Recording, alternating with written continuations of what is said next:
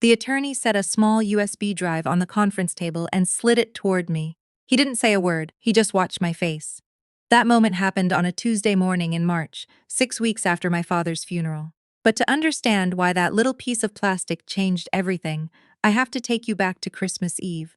The night my brother and his wife hosted the family holiday party and made sure I wasn't invited. My name is Adrian.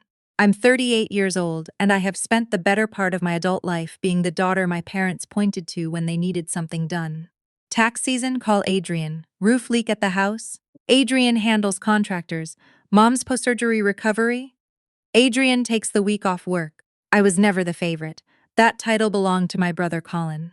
But I was useful, and in my family, useful was about as close to loved as it got. Colin is 42, 3 years older than me, and he has spent his entire life being celebrated for the simple act of existing. He married a woman named Shelby about 5 years ago. The kind of woman who sends Christmas cards with a professional photo of herself and Colin in matching outfits and refers to their golden retriever as our baby in conversation. Shelby never liked me.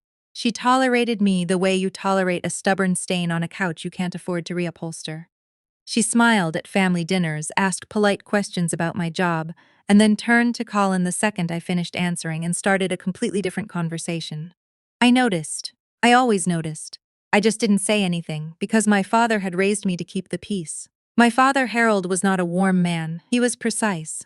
He was a retired civil engineer, the kind of person who folded his newspaper along the exact same crease every morning, who kept a spreadsheet of household expenses going back to 1987, who showed love through practical action rather than words.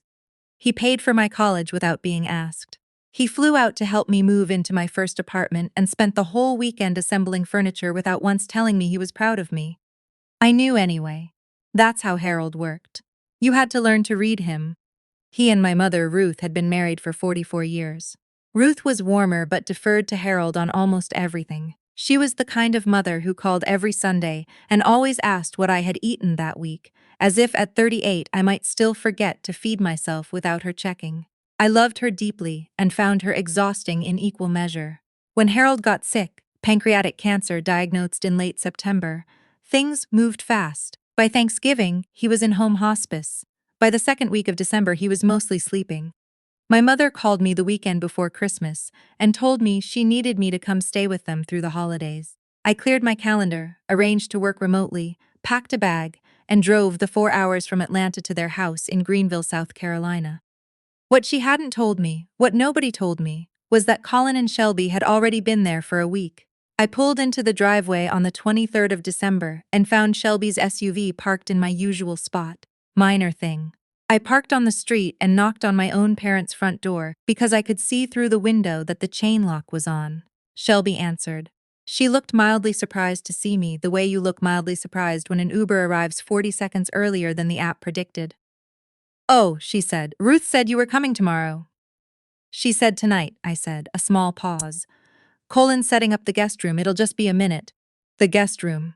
I had grown up in that house. My childhood bedroom was down the hall.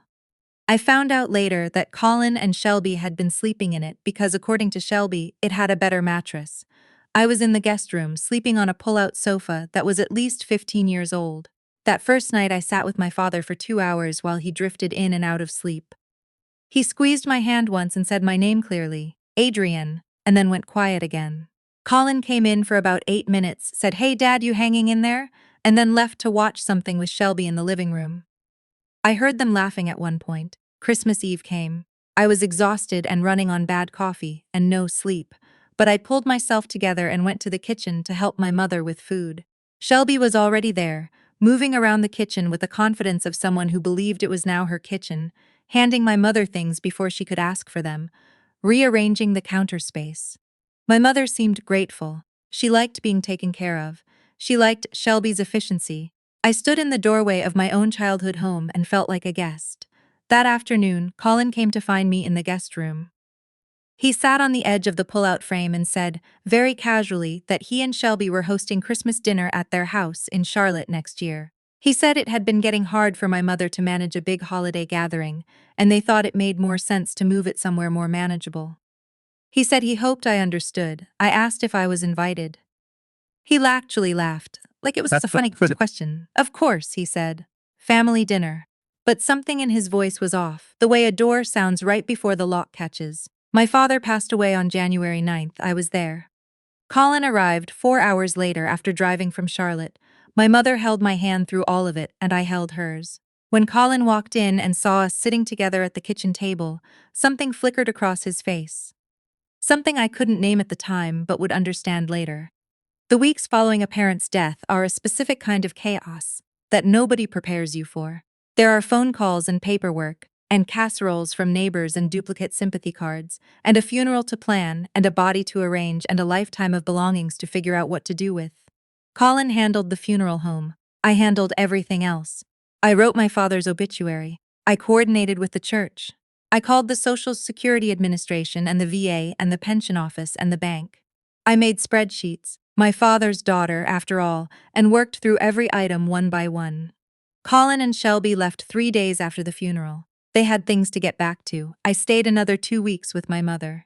During that time, I went through my father's desk, at my mother's request, to find insurance documents and the name of his attorney. In the bottom drawer, tucked beneath a folder labeled Household Maintenance Records, I found something else. It was a copy of what appeared to be a promissory note. I didn't understand all of it, but I understood enough. It was a loan dated 3 years earlier, from my father to Colin for $85,000. I put it back. I didn't say anything. I made a note of the attorney's name, a man named Douglas, whose office was on Main Street in Greenville, and I called him the following week to schedule an appointment. Then Christmas in Charlotte happened, and I still didn't know it had happened until after. It was Shelby who posted the photos on Facebook on December 26th. A long table set with the good dishes, pine centerpieces, my mother sitting at the head with a glass of wine, laughing at something. Colin carving a ham. 3 of Colin's college friends and their wives, people my family barely knew. My mother's sister, my Aunt Fern, who is 71 and lives 40 minutes from parents' house. My cousin Lee, not me. I had spent Christmas alone in Atlanta. I had worked from home on Christmas Eve because I had deadlines. I had ordered Thai food on Christmas Day and called my mother in the morning, and she had said, "Oh, honey, it's so nice to hear your voice. Merry Christmas. We're just about to start cooking." And I had pictured her in her own kitchen, alone, making something small for herself, the way she sometimes did. She had not been alone. She had been at Colin's house, at a table set with good dishes, laughing with people I didn't know. I called my mother on the 27th. She picked up on the second ring and immediately said, "Adrienne, it was last minute. We didn't want to make you drive all the way from Atlanta. It's 4 hours, Mom, and you've been so busy." "I told you in November I was free over Christmas." She went quiet. Then she said Shelby does things a certain way. She just wanted it to be. To be what? Another pause. Manageable. There it was again. That word. Manageable, a table that was manageable, a guest list that was manageable. A sister who was apparently something to be managed. I said goodbye and I sat on my couch for a long time. I was not crying. I was doing something that felt more like inventory. Running through years of small exclusions, small arrangements, small decisions that had been made without me. I thought about the pull-out sofa. I thought about Shelby answering my mother's door. I thought about that promissory note in the bottom drawer. And I thought about my father, precise, deliberate Harold. And I thought, he knew. I called Douglas's office the next morning and moved my appointment up. His office was the kind of small-town attorney's office that looked exactly like you'd imagine. Wood paneling, a diploma's wall, a receptionist named who offered me coffee in a paper cup. Douglas himself was in his 60s, silver-haired, with the manner of a man who had delivered hard news enough times that he'd learned to be kind about it without being soft. He told me he had been trying to reach me. He had the number I'd given Patty, but he'd also tried through my mother, and apparently she had forgotten to pass along the message. He said my father had updated his estate documents in October, about 3 weeks after the cancer diagnosis. He said Harold had been very clear about what he wanted. Then he slid the USB drive across the table. "Your father recorded a video," Douglas said. "He asked that you watch it here, in this office, the first time. He was particular about that." I plugged the drive into the laptop Douglas set up for me. The video was 19 minutes long. My father appeared on screen in his desk chair, the one from his home office. He was thinner than I'd ever seen him, but his eyes were sharp. He was wearing the blue flannel shirt I'd given him for Father's Day 3 years ago. He looked directly at the camera and said, "Adrienne." If you're watching this, I'm gone, and I need you to know some things that I wasn't good at saying out loud. I put my hand over my mouth. He spoke for 19 minutes. He talked about watching me, for years, handle everything quietly without asking for credit. He talked about knowing, in the way that fathers know things they aren't told directly, that the dynamics in our family were not fair to me. He mentioned the Christmas parties. He mentioned the way Shelby rearranged the kitchen. He said I should have said something. I didn't. That was a failure on my part, and I'm sorry. He talked about the $85,000 loan to Colin. He said it had been given under the condition that it be repaid before the estate was settled, and that the terms were documented and filed with Douglas. He said Colin knew this. He had signed the note himself. And then my father said, I am leaving the house to your mother for her lifetime. When she passes, it comes to you outright. Not split, not shared. To you. The investment accounts, after your mother's living expenses are covered, are divided equally. But the house is yours, Adrian. You are the one who showed up. That matters. I should have told you it mattered while I was alive. Consider this me telling you. The screen went dark. I sat in Douglas's office for a few minutes without speaking. Patty brought me a fresh cup of coffee without being asked. Douglas gave me time. Then I asked about Colin. Douglas confirmed that Colin had been notified of the estate terms. He had received a letter in January. He was aware of the loan repayment requirement, $85,000, plus interest accumulated over 3 years due within 90 days of the estate entering probate. He had not yet responded to Douglas's office. I also found out, in that meeting, why Colin had seemed so eager to establish himself as the central family figure after our father died. Douglas, choosing his words carefully, explained that Harold had made an earlier version of his will years ago, one that split everything equally. Colin, it appeared, had been operating under the assumption that this earlier version was still in effect. He had not known about the October update. He had spent 6 weeks believing he was inheriting half of a paid-off house, half of 40 years of investment accounts, and that the $85,000 loan would simply dissolve into the estate. He had been wrong on all 3 counts. I drove back to Atlanta that afternoon. I didn't call Colin. I didn't call my mother. I needed a few days to settle into what I now knew. The way you need to let your eyes adjust when you walk out of a dark room into sunlight. It was my mother who told Colin first. I found this out later. She had been copied on the estate letter, and she called him shortly after I left Greenville. By the time Colin called me 4 days later, he had cycled through what I imagined were several emotional stages. He opened with calm. I think there may have been some confusion with Dad's documents, he said. I'd like for us to get together and talk it through. I said I'd spoken with Douglas and I had a clear understanding of the documents. A pause. I just think Dad might not have had the full picture when he made some of these decisions. He was sick, Adrian. He updated the will in October, I said. He was sharp in October, you know that. Another pause longer. Shelby and I have put a lot into this family. We hosted Christmas. We drove down there constantly. You drove down 4 times in the last 2 years, I said. I have the calendar records. I do. I kept them. Old habit from the spreadsheet years. He shifted strategies. The loan, it was an investment in my business which benefits the whole family, and I think Dad always intended it to be flexible. He signed a promissory note, Colin. So did you. There was a long silence. And then Colin said quietly, I never thought he'd do something like this. I thought about that flannel shirt. I thought about the drive I'd made 4 times a year for the past decade.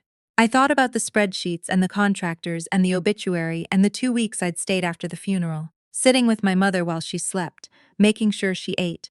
I said, I think he saw exactly what he needed to see.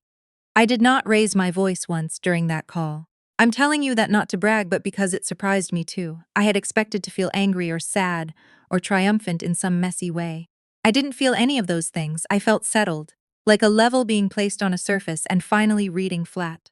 I later learned that Shelby had called my mother twice in the following week, both times crying, both times explaining how difficult this was for Colin, how unfair it seemed, how surely Harold couldn't have meant to be so one-sided. My mother, to her credit, said the same thing to Shelby each time. Harold was very deliberate. He always was. The $85,000 plus interest came to just under $91,000. Colin paid it. It took him until nearly the end of the 90-day window, and Douglas told me the check arrived with no note, no letter, no call. Just a cashier's check in a plain envelope. That's very Colin. Precise in his own way, I suppose. He got that from Harold, too. Things with my mother are complicated now in ways I don't have a clean resolution for. She loves both of us, and she is caught between us in a way that I don't think she fully understands yet. We talk on Sund, same as always. She still asks what I've eaten. Last month, she told me that Colin and Shelby had taken her to lunch for her birthday, and she described the restaurant in detail, and I said that sounded lovely, because it did, and because my mother is 71 years old and she deserves nice lunches. I am not at war with my brother. I'm not sure I ever was. Wars require two sides to be fighting, and I think what I was doing all those years was simply not fighting, not out of weakness, but because I was too busy doing the actual work to bother. My father saw that. He saw it, and he filed the paperwork, and he recorded 19 minutes of himself in a blue flannel shirt, and he made sure that when the time came, the record would be accurate. He was a civil engineer to the end. Precise, methodical. Not warm exactly, but true, and when it mattered most, truer to me than I had let myself believe he was capable of being. I keep the USB drive in my desk drawer. I've watched the video 4 times now. I probably won't watch it a fifth, because I think I finally have it memorized well enough that I can just hear his voice when I need to. That's usually enough.